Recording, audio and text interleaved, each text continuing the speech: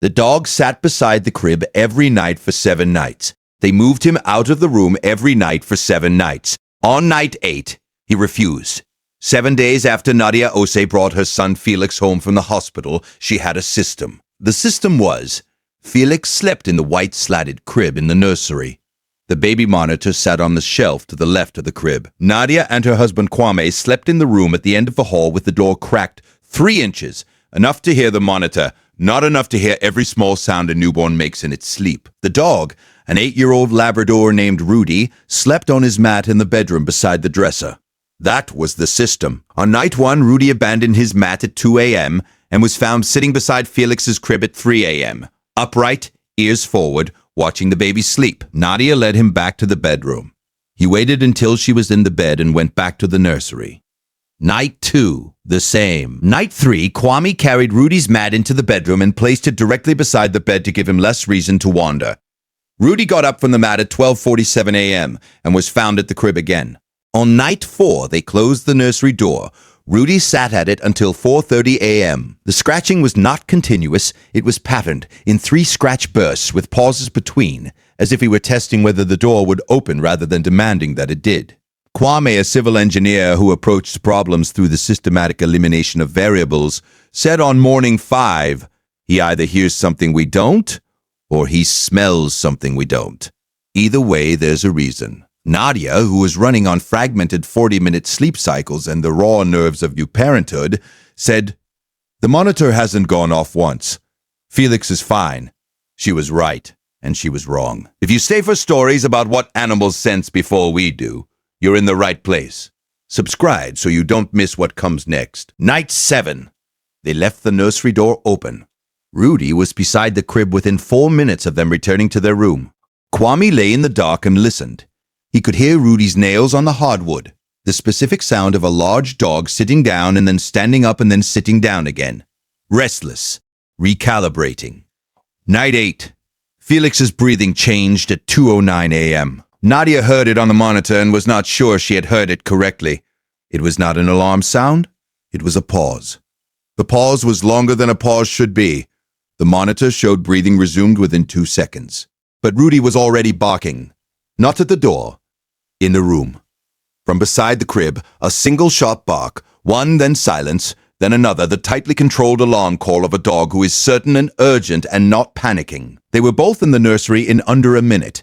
Felix was in the crib, face down, having rolled to a position in which his airway was partially compromised. A position that a newborn cannot correct and cannot cry from effectively, and that a baby monitor at default sensitivity may not alarm on for 30 to 45 seconds.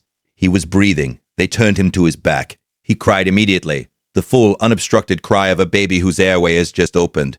Dr. Amara Jackson, neonatal specialist, examined Felix the next morning at the pediatrician's request.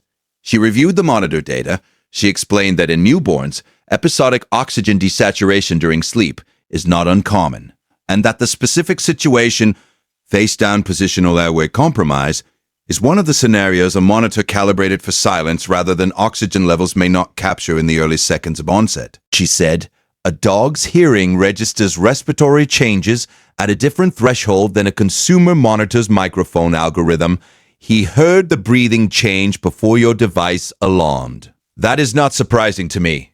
What it tells you is, the dog was telling you something for a week, and you kept moving him out of the room. Has your dog ever stayed close to your newborn in a way that worried you, or kept returning to a place you kept removing them from?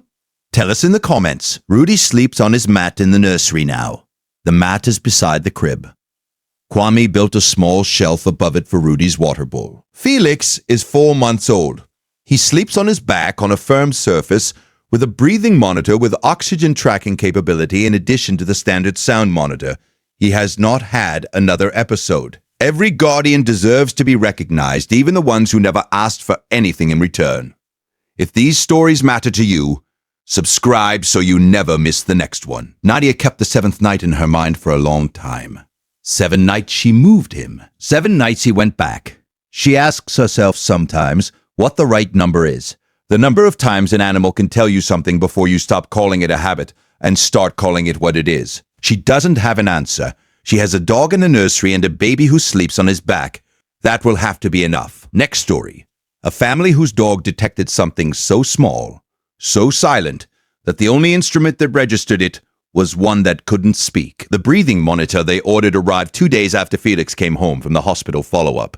Kwame spent 40 minutes reading the instruction manual at the kitchen table while Felix slept and Rudy lay on his new mat beside the crib, chin on his paws, eyes open. Nadia stood in the nursery doorway and watched them both. She had been a pediatric home health nurse for 8 years. She had assessed hundreds of infants in their home environments. She had written care plans and safety checklists and incident reports. She had given parents the speech about sleep position and firm mattresses and monitor placement and room temperature so many times she could deliver it in her sleep. She had not, in 8 years, once thought to put a dog on the care plan. She thought about it now. The math was simple, if uncomfortable.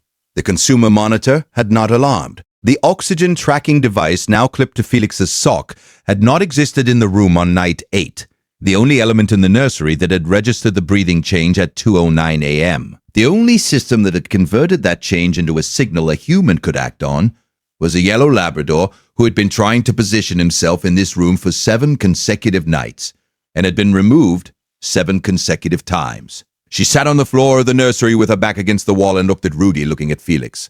"I'm sorry," she said it quietly to the dog. He lifted his head and looked at her for a moment.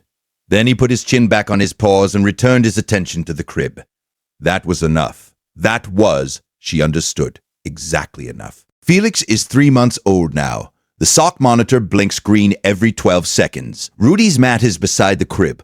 The room smells of warm wood and clean cotton and the specific quietness of a house where the night watch has been properly staffed. Subscribe so you never miss the next story.